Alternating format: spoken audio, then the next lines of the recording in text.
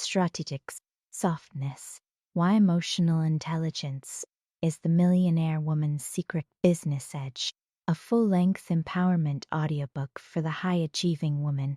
Introduction, the weapon they never taught you to use. Close your eyes for a moment. Take a breath, slow, deliberate, fully yours. Now I want you to bring to mind the most powerful woman you know. Not powerful in the way a press release describes power. Not powerful in titles or org charts. I mean the woman whose presence changes a room. The woman who walks into a negotiation and, by the end, has everyone wondering how they agreed to something so completely in her favor and somehow feeling grateful for it. The woman who builds empires, not through domination but through something far rarer and far more sophisticated. What is her secret? It is not her intellect alone, though she is certainly brilliant. It is not her arsum, though it is formidable. It is not her fearlessness, though she has learned to act in the presence of fear. Her secret, it's that she learned, long before the world gave her permission, that softness is not the opposite of strength. It is its most advanced expression. Welcome to Strategic Softness. This is not a conversation about being nicer, sweeter, or more palatable. It is a conversation about power, the kind of power that builds generational wealth, commands rooms, and closes seven-figure deals not despite emotional intelligence, but because of it. In the hours we spend together, we are going to dismantle one of the most expensive lies ever told to ambitious women, that to succeed in the world of business and high stakes, you must become harder, colder, more machine and less woman. That the parts of you that feel deeply, listen intuitively, and connect authentically are liabilities to be managed rather than assets to be deployed.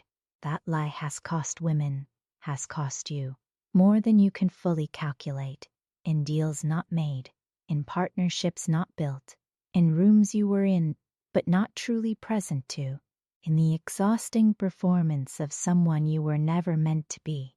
Today, we reclaim what was always yours. Today, we learn to use it.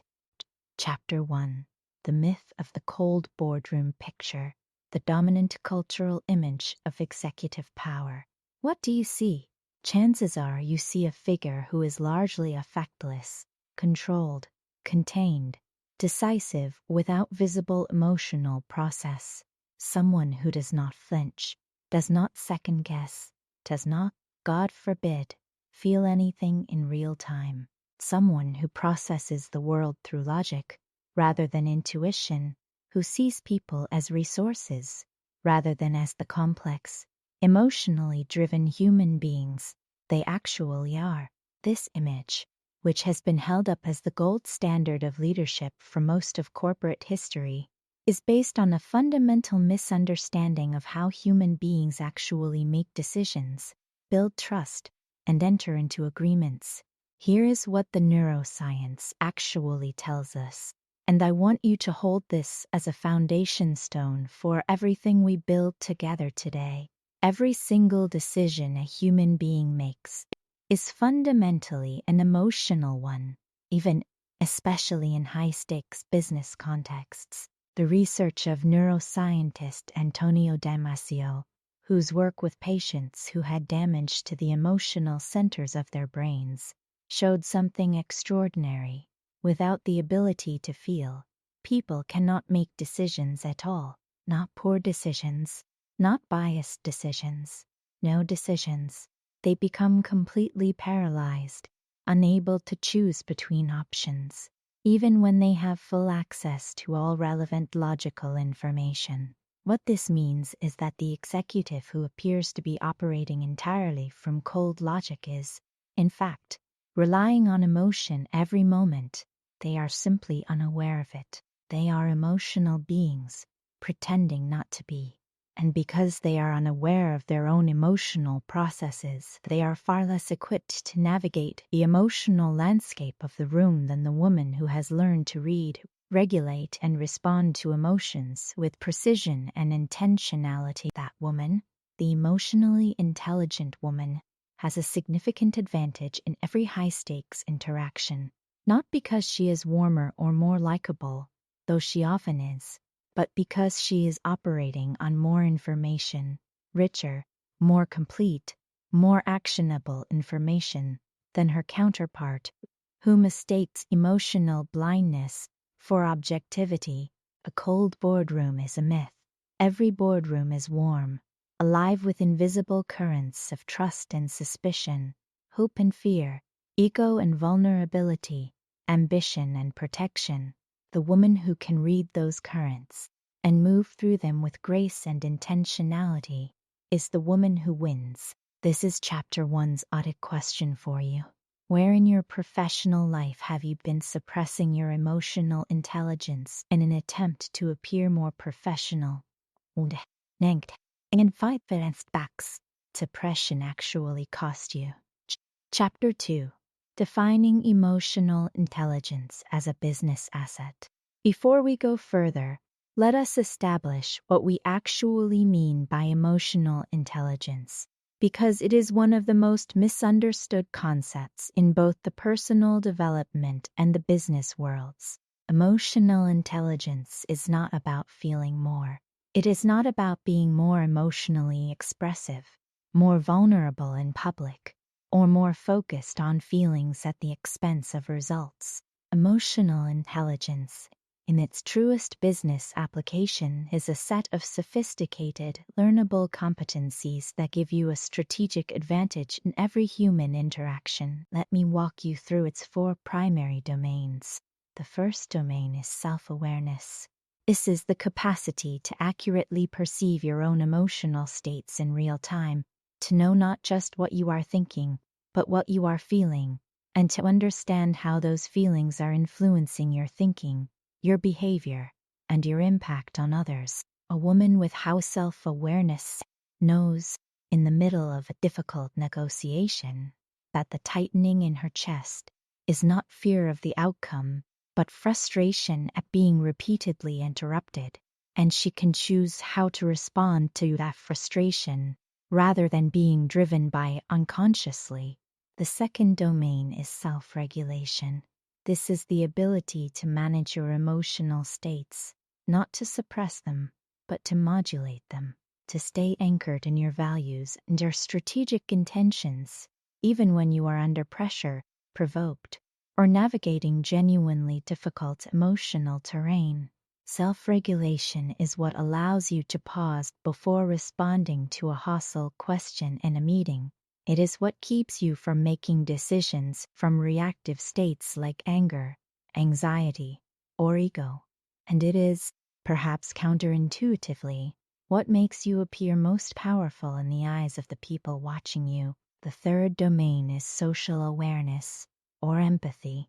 This is where the strategic power of emotional intelligence becomes most visible. Social awareness is the capacity to accurately read the emotional states of others, to pick up on the microsignals, the tonal shifts, the unspoken hesitations, the energy beneath the words. A woman with high social awareness walks into a negotiation and, within minutes, has a remarkably clear picture of what the other parties actually want and fear information that is rarely stated explicitly, but is available to anyone who knows how to listen with more than their ears. The fourth domain is relationship management. This is the capacity to use your self-awareness, self-regulation, and empathy to actively shape the quality and direction of your interactions, to de-escalate conflict, build trust deliberately, influence without coercion, and inspire action in others. Relationship management is the domain where emotional intelligence becomes most directly profitable, where the insight becomes the strategy, and the strategy becomes the deal. Now here is what I want you to notice. None of these 4 domains is soft in the sense of weak or insubstantial. Each of them requires rigorous practice, disciplined attention, and real courage. The emotionally intelligent woman is not less disciplined than her emotionally unintelligent counterpart.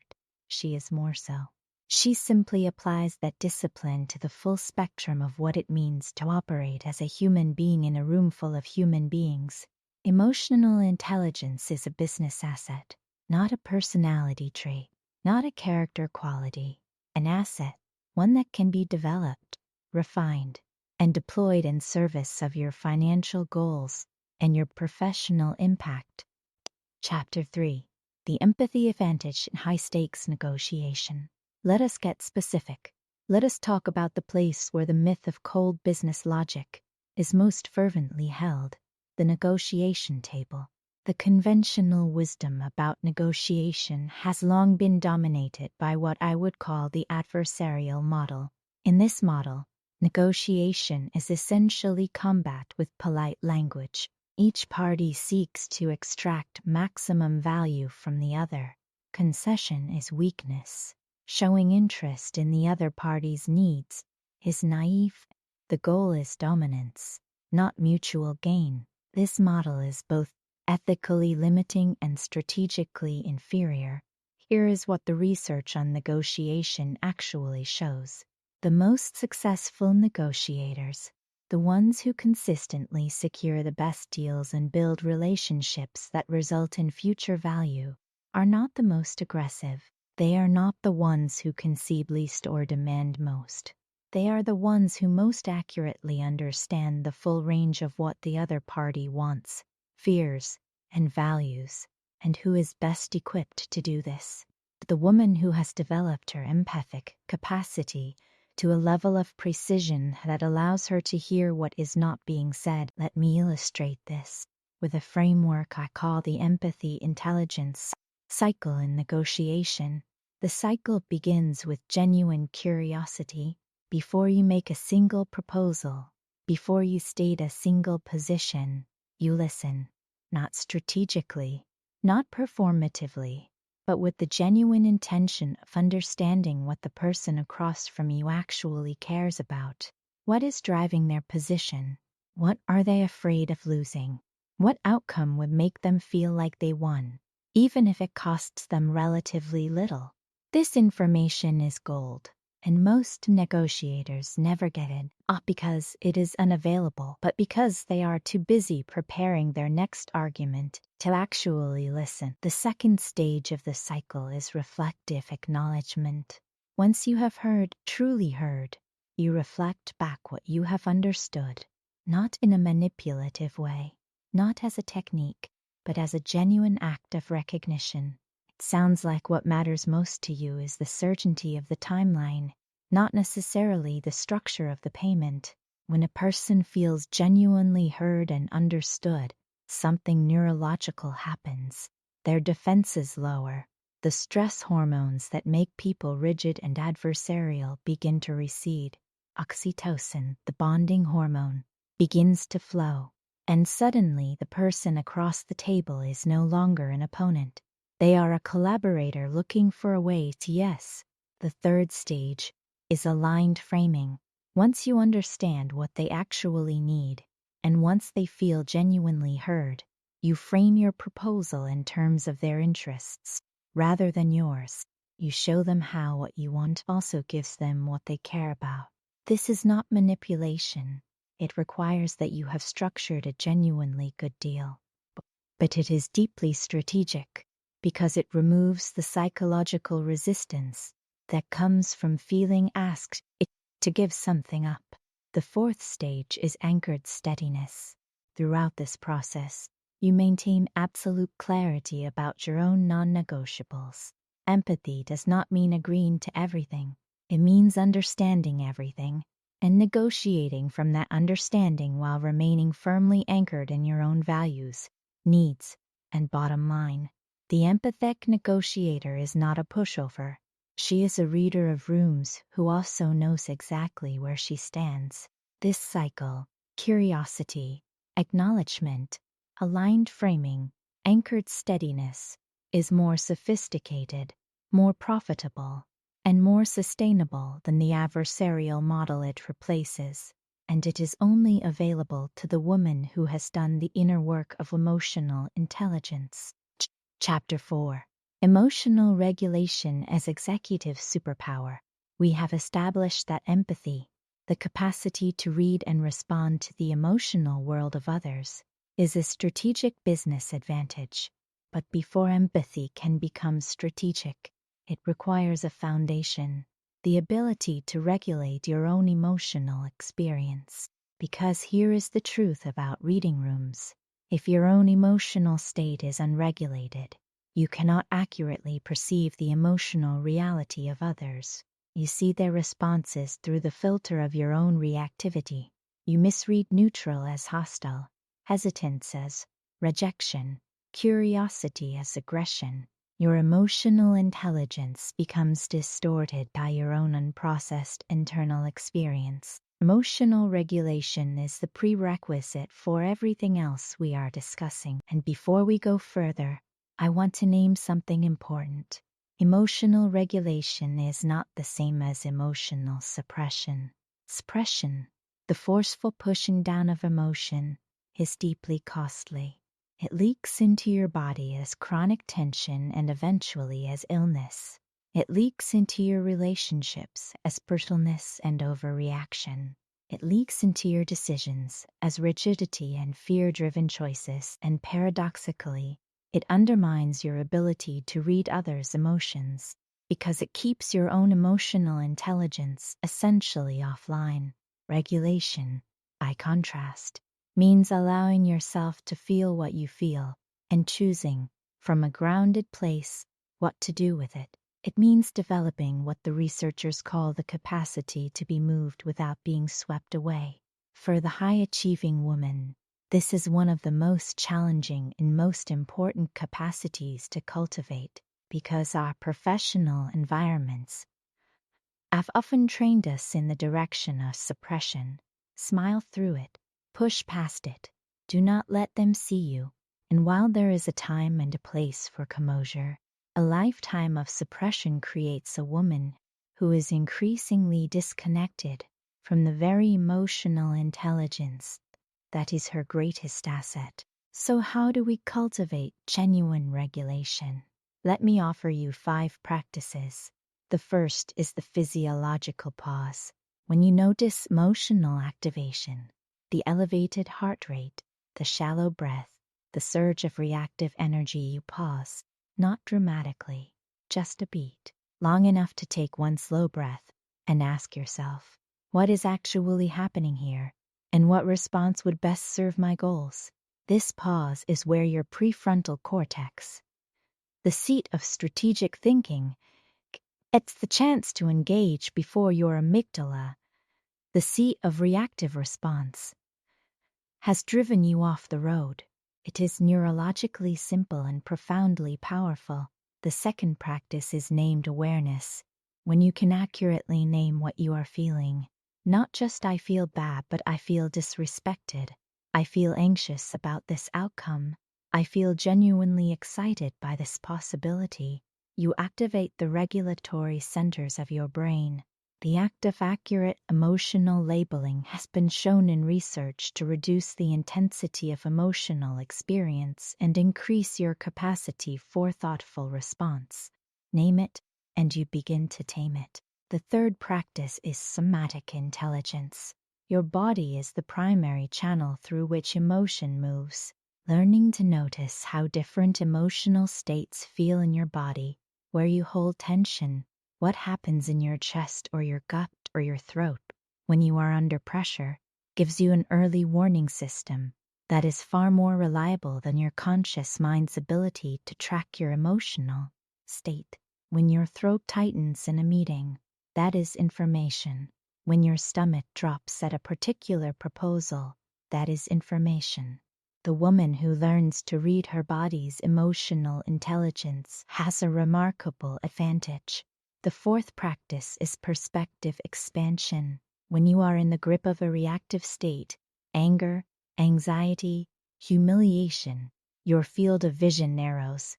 You see only the immediate threat and your immediate response options. Perspective expansion is the practice of deliberately widening that field. What is the larger context here? What will this look like in a week, a month, A year.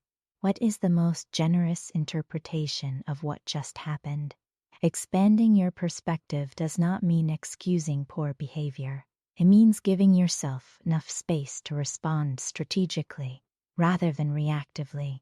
The fifth practice is restoration. Emotional regulation is not just what you do in the moment, it is the accumulated effect of how you care for your nervous system over time. Sleep, movement, time in nature, creative expression, deep relationships, silence. These are not luxuries for the successful woman. They are the biological infrastructure of sustained emotional intelligence. A depleted nervous system cannot regulate. A rested, resourced nervous system can navigate virtually anything. Chapter 5. Strategic vulnerability. The power in being seen. We have covered the empathy advantage and emotional regulation. Now I want to take you to the most counterintuitive territory. In this entire conversation, the strategic use of vulnerability. Vulnerability, the word itself makes many high-achieving women uncomfortable.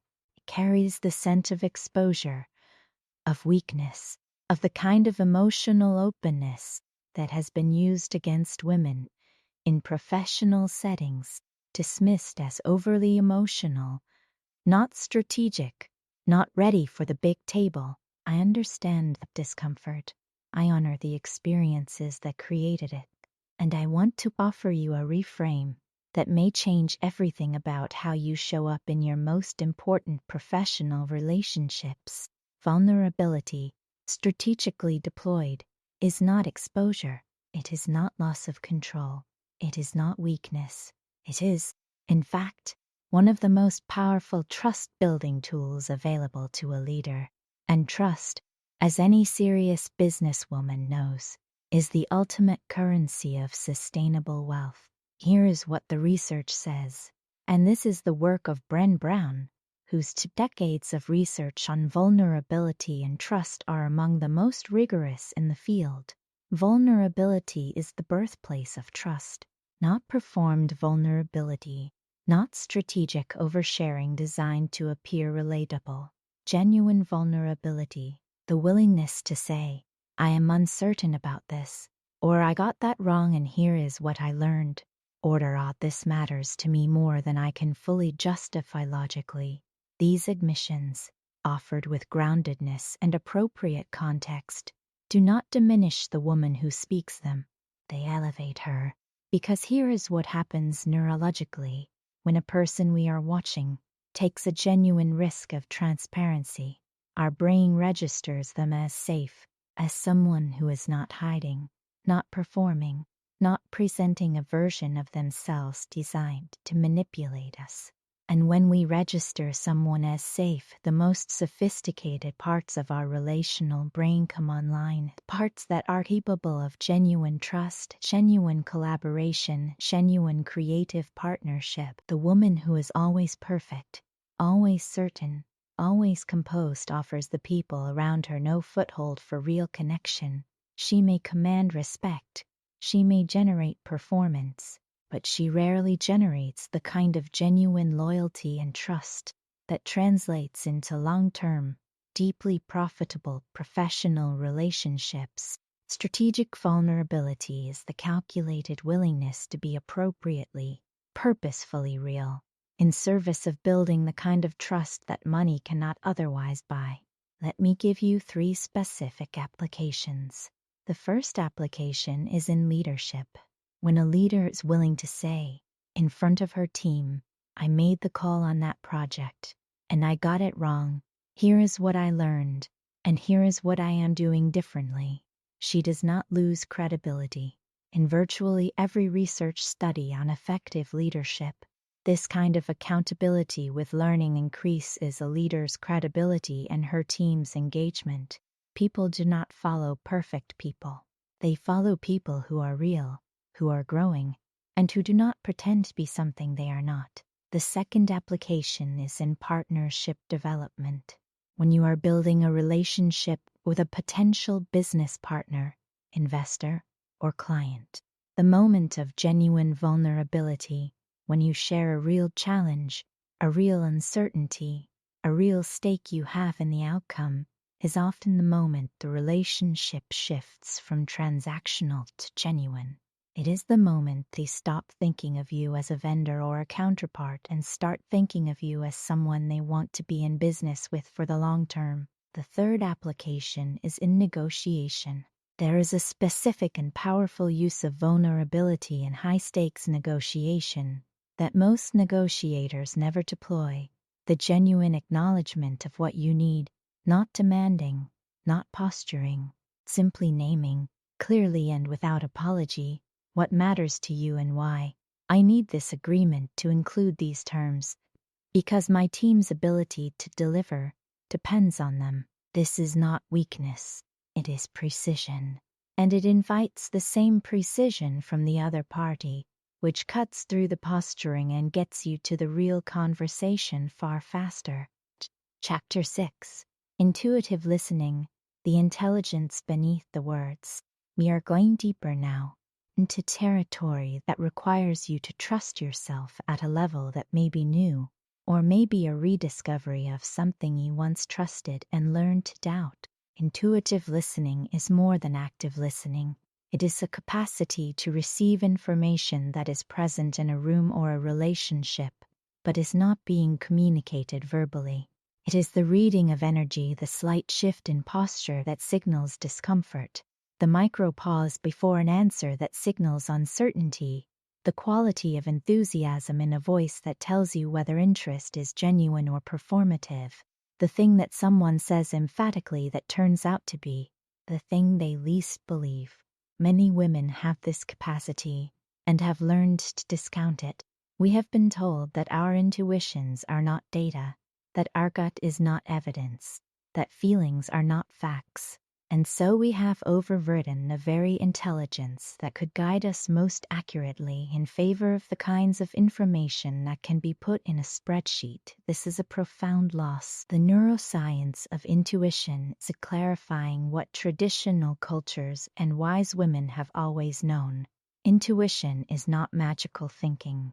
It is the processing of enormous amounts of social and environmental data at speeds too fast for conscious awareness, resulting in a felt sense, a knowing in the body, that is often more accurate than the conscious mind's slower, more linear analysis. Your body is processing information about the people in your environment constantly: the quality of eye contact, the micro-expressions that flash across a face before the social mask reasserts itself, the energetic quality of a room when someone walks in, the way a conversation feels versus how its content reads on paper.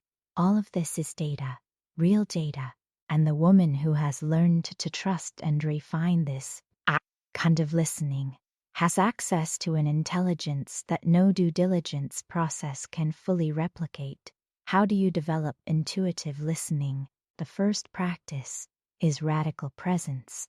Intuitive intelligence is only accessible when you are fully present, not planning your next point, on managing your image, not running a background process of self-evaluation. When you are fully here, with the person in front of you, receiving everything about them without the filter of your own agenda, your intuitive intelligence comes fully online. The practice is simply this: arrive fully. Let the meeting begin not with your first word but with your first breath. The second practice is body-first reception. Before you analyze what someone has said, notice what your body is doing. Did something tighten? Did something release? Is there a felt sense of resonance or discord? Your body received the message before your mind had time to process it. Learn to consult that initial bodily response before your analytical mind overwrites it with rationalization. The third practice is questions rather than conclusions. When your intuition signals something, a sense that an agreement is not as solid as the words suggest, a feeling that the enthusiasm in the room is manufactured, a suspicion that the real concern has not yet been named, respond with a question rather than a conclusion. I have a sense there is something we have not quite gotten to yet.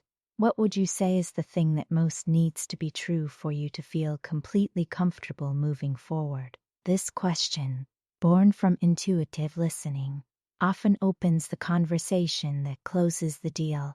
The fourth practice is post-conversation reflection. After significant professional interactions, take 5 minutes to sit quietly and ask, what did I notice that I did not yet process? What felt off or unexpectedly right? What did my gut register that I overrode in real time?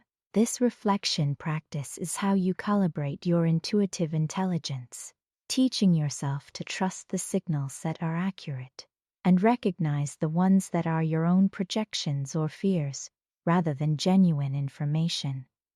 Chapter 7. Building the Trust Economy. Everything we have discussed, empathy, emotional regulation, strategic vulnerability, intuitive listening, converges in this chapter to create what I call the trust economy. In any sustained business context, trust is the ultimate multiplier, not the trust of a single transaction, but the accumulated trust that builds over time, across interactions, through the consistent experience of being seen, respected, and treated with integrity. This kind of trust is what turns a client into an advocate, what turns a counterpart into a collaborator, what turns a professional relationship into something with the depth and resilience to weather difficulty and continue generating value through it. The trust economy is built through emotional intelligence, and it has several specific currencies. The first currency is consistency. People trust what they can predict, not the prediction of perfection, but the prediction of integrity, knowing that you will do what you say, value what you have said you value, and show up as the same person in the difficult moments as you do in the easy ones. Emotional regulation is what makes you consistent, because it is what keeps you from being a different person, depending on your stress level. The second currency is recognition. Human beings have a deep and fundamental need to feel seen, not evaluated, not managed, not deployed, seen. The emotionally intelligent leader, who genuinely notices the person behind the role, who remembers what matters to her team members, who acknowledges the effort behind a result, who hears what is said underneath what is said, creates loyalty that cannot be purchased by any compensation package. The third currency is repair. Every relationship, no matter how carefully tended, will experience rupture, misunderstanding, disappointment, conflict, failure. The quality of a relationship is not determined by whether ruptures occur. It is determined by how they are repaired. The woman with high emotional intelligence does not avoid the discomfort of repair. She moves toward it. She initiates the difficult conversation, acknowledges her part with genuine ownership, and demonstrates through action that the relationship matters enough to tend. This willingness to repair is one of the most trust-building behaviors available to a leader. The fourth currency is generosity without transaction. The emotionally intelligent leader gives information, gives credit, gives genuine attention, gives the benefit of the doubt, without keeping score. She understands that in a healthy relationship economy, generosity circulates and returns, often multiplied, and she has the emotional security to give without immediately calculating the return. The fifth currency is truth. In a world where most professional relationships are characterized by a degree of performance and strategic self-presentation, the woman who tells the truth, who names the difficult reality, who acknowledges the real obstacle, who says this is not working before it catastrophically fails, extraordinarily rare and extraordinarily valuable. Strategic honesty is not cruelty.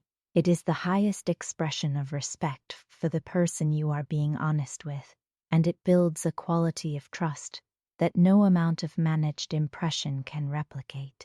These five currencies, consistency, recognition, repair, generosity, truth are the architecture of the trust economy, and they are all expressions of emotional intelligence in action. Chapter 8: Emotional Intelligence in the Room Where Decisions Are Made. Let us talk about the specific dynamics of power rooms, board meetings, executive presentations, high-stakes pitches, significant negotiations, conflict resolution conversations. These are the rooms where the myth of cold logic is most strongly enforced, and where emotional intelligence most dramatically changes outcomes. The first skill for power rooms is reading the room before the meeting begins, in the minutes before a significant interaction. The emotionally intelligent woman is not reviewing her talking points one more time. She is scanning. Who is in the room and what is their energy today? Who is sitting where? And what does that signal about alliances and tensions? What is the overall emotional weather of the space? Anticipatory, resistant, distracted, engaged. This scan gives her information she will use throughout the interaction to calibrate her approach. The second skill is selective amplification. Not everything in a power room deserves equal attention. The emotionally intelligent woman selects which dynamics to amplify and which to let pass. When she senses genuine curiosity in a room, she amplifies it, goes deeper, invites questions, opens space for engagement. When she senses resistance, she does not push against it, she acknowledges it. I notice there may be some questions about this approach. Let us take them head on. Naming resistance dissolves it far more effectively than trying to override it. The third skill is tempo management. The emotionally intelligent woman controls the pace of an interaction in ways that serve her goals.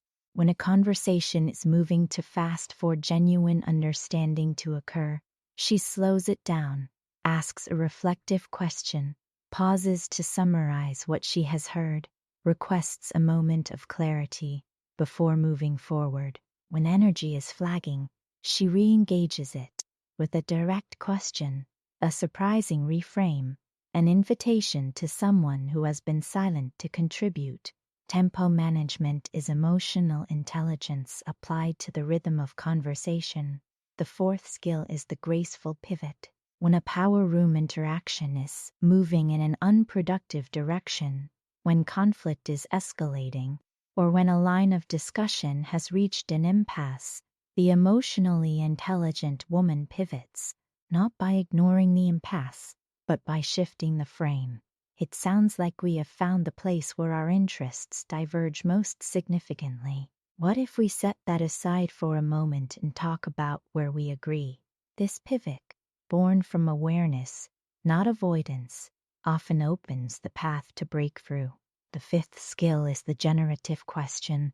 The emotionally intelligent woman understands that in power rooms, the person asking the questions is often the person most in control of the conversation. Not aggressive, challenging questions designed to put others on the defensive, but genuinely generative questions that invite deeper thinking, reveal underlying assumptions, and create the conditions for creative solution. What would have to be true for this to be possible? What are we afraid to say directly that might be the most important thing to say? These questions shift a room from negotiation mode to collaboration mode, and collaboration is almost always more profitable. Chapter 9: The Inner Work. Developing your emotional intelligence. Everything we have discussed exists in the world of behavior. What you do, how you communicate, how you listen and negotiate and lead. But all of that behavior is downstream of inner work. The quality of your emotional intelligence in the world is directly determined by the depth of your relationship with your own inner life. This chapter is about that inner work. The first domain of inner work is radical self-honesty. Emotional intelligence begins with the willingness to see yourself clearly, not through the lens of your best performance, not through the defensive narrative of justification, but with the clear, compassionate eyes of genuine self-assessment. Where are your emotional triggers? The situations that consistently pull you into reactive patterns that do not serve you. Where are your blind spots? The aspects of your impact on others that you consistently fail to perceive. Where do you suppress rather than regulate? Where do you avoid the difficult conversation? Where does your own unmet emotional need drive professional decisions in ways you would be embarrassed to acknowledge? This is not self-punishment. This is precision. The leader who can see herself clearly is exponentially more effective than the one who cannot. The second domain is emotional history. Every woman brings to her professional life the full history of her emotional learning, the environments that shaped how she relates to authority, conflict, criticism, failure, success, intimacy, and trust. Much of this history is operating unconsciously, shaping her responses in ways she may not recognize. The high-achieving woman who consistently struggles to accept help is often replaying a story learned long before she was an executive, a story that says needing help is weakness, or that help comes with a cost that is not worth paying. The woman who shrinks in certain power rooms may be replaying an early lesson about whose voice matters. The woman who overworks to the point of collapse may be replaying a story about worthiness that predates her career by decades. Understanding your emotional history does not require years of therapy, though therapy is a beautiful gift to give yourself if it is available. It requires the willingness to ask, where did I learn this? And is this still true? Does this story still serve me? Does this strategy still make sense? Now that I am here, fully grown, fully resourced, fully capable. The third domain is emotional community. I have said it before and I will say it again. Emotional intelligence does not develop in isolation. It develops in relationship, in the practice of being genuinely seen and genuinely knowing another person. The high-achieving woman who has systematically stripped her life of real intimacy, who has no relationships in which she can be fully herself, fully uncertain, fully struggling, is operating with a diminished emotional intelligence. Because emotional intelligence is not a solo practice, it is a relational practice, and the richness of your inner world is directly related to the richness of the relationships in which you allow yourself to live. The fourth domain is embodied practice. Everything we have discussed ultimately lives in the body, in the nervous system, in the breath, in the physiological rhythms of activation and regulation. The practices that develop emotional intelligence most reliably are embodied ones. Meditation, which trains the capacity for present moment awareness. Yoga or movement practice, which develops somatic intelligence and nervous system regulation. Breath work, which is one of the most direct routes to physiological regulation available, and time in nature, which restores a quality of calm openness that most urban professional environments actively erode. I want to say this directly. If you are a high-achieving woman who has built a life around intellectual and professional excellence and you have not developed a consistent embodied practice, you are leaving a significant portion of your emotional intelligence on the table, not as a moral failing, but as an unexplored opportunity. The woman who meditates, who moves with intention, who breathes with awareness, who spends time in genuine silence, this woman has a quality of presence and regulation that simply is not available to the woman who does not. The fifth domain is ongoing calibration. Emotional intelligence is not a destination. It is a practice that requires continuous adjustment as your circumstances change, your relationships evolve, and your understanding of yourself deepens. Build a regular practice of reflection, journaling, coaching, peer consultation. that keeps you in active relationship with your own development. The woman who has been emotionally intelligent for 20 years is not one who was brilliant at the beginning and coasted. She is one who has continued to ask the hard questions, to seek feedback, to update her understanding of herself in response to new experience. Chapter 10: Profitable Application. Emotional intelligence across your business. Let us bring everything together in the most practical domain, the direct application of emotional intelligence to the growth of your business and the expansion of your wealth. Emotional intelligence profits a business in measurable, demonstrable ways. Let me walk you through the most significant. The first is client retention and lifetime value. Research consistently shows that the primary reason clients leave is not product quality or price. It is how they feel about the relationship. Specifically, whether they feel understood, valued, and seen by the people they work with. The emotionally intelligent leader and team create client experiences so characterized by genuine attentiveness that the decision to stay is not primarily a logical calculation. It is a felt loyalty, and felt loyalty is far stickier than calculated loyalty. The second is deal velocity. The emotionally intelligent negotiator closes deals faster, not because she cuts corners, but because she shortens the distance between positions by building trust and genuine understanding quickly. When the people across the table feel genuinely heard, and when proposals are framed in terms of their actual interests, the resistance that slows deals down simply decreases. The conversation moves faster because it is more real. The third is team performance. The research on this is unambiguous. Psychological safety, the team environment created by emotionally intelligent leadership, is the single most powerful predictor of team performance. Teams that feel safe to take risks, share ideas without fear of humiliation, and acknowledge mistakes without punishment outperform teams operating in fear by every measure. Creativity, productivity, engagement, and retention.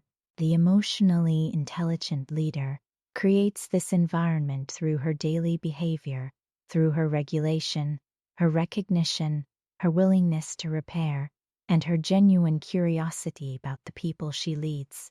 The fourth is innovation. Innovation is fundamentally an emotional process. It requires the willingness to propose something that might be wrong, to invest in something uncertain, to challenge assumptions that may be sacred, and to tolerate the discomfort of not knowing. Teams led by emotionally intelligent leaders generate more innovation because they have the psychological safety to tolerate all of these uncomfortable states. The fear-driven organization, by contrast, becomes rapidly calcified. People protect what is, because the cost of trying something that fails is too high. The fifth is your personal brand and market position. The most powerful brand a businesswoman can build is a reputation for a quality of engagement that people rarely experience. The quality of being genuinely seen, genuinely heard, and genuinely served. This reputation, built through thousands of emotionally intelligent interactions over time, is one of the most defensible competitive advantages available. It cannot be copied by a competitor without the inner work. It cannot be manufactured by a marketing campaign. It is the natural consequence of leading from emotional intelligence, and it compounds. Chapter 11: The Millionaire Woman's EQ Practice. A daily architecture.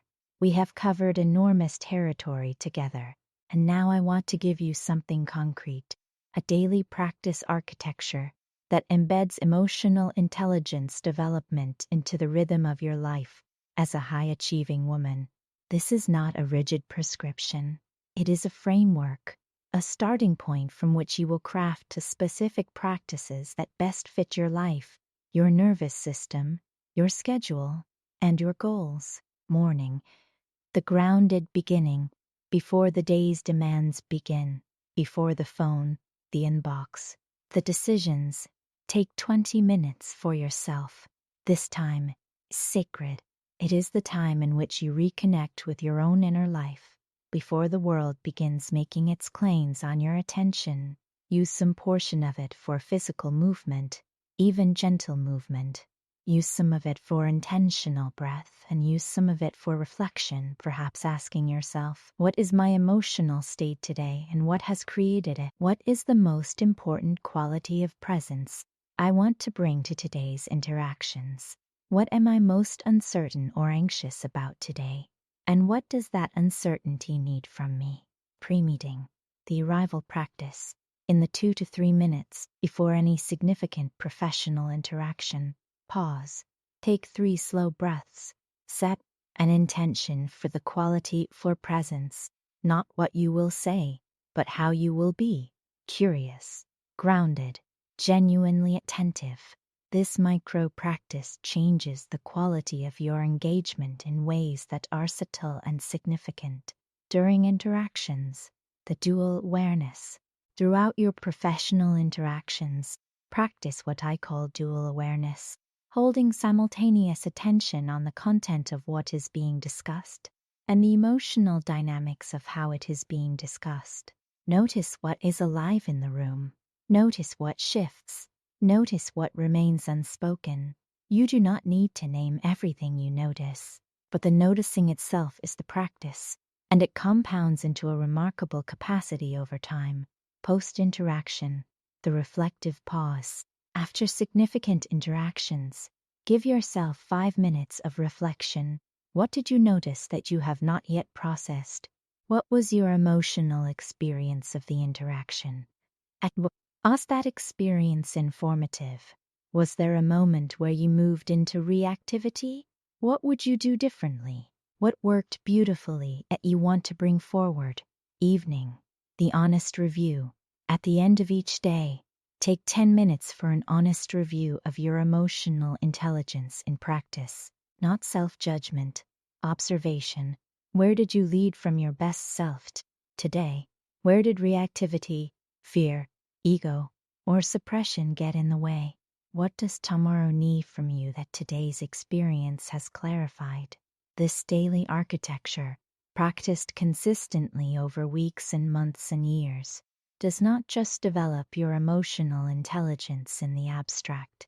It builds the specific neural pathways, the specific regulatory capacity, the specific quality of self-knowledge and other awareness that translates into the negotiation wins, the relationship depth, the leadership impact, and the financial outcomes that we have been discussing throughout this entire conversation.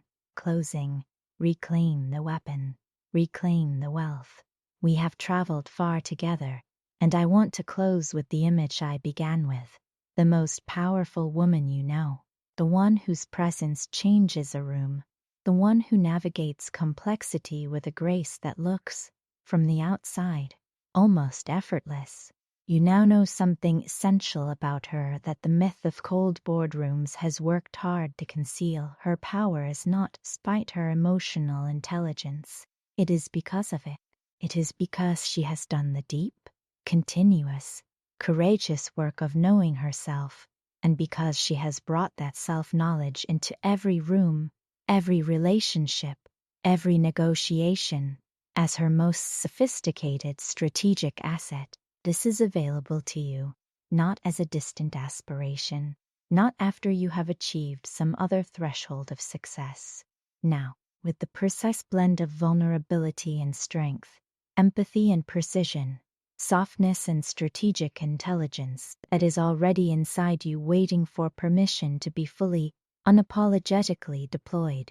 The world has worked hard to convince you that your emotional depth is a liability, that the parts of you that feel, that read rooms, that connect, that care, these are the parts you should contain, manage, apologize for. They are, in fact, the parts of you that will build your empire. Strategic softness is not a concession to a world that demands you be less. It is the decision to use every dimension of your intelligence, including the ones that the myth of cold business has undervalued, in service of the life, the impact, and the wealth that you are here to create. The weapon was always yours. Now use it with absolute certainty in your capacity. This is strategic softness. Go build.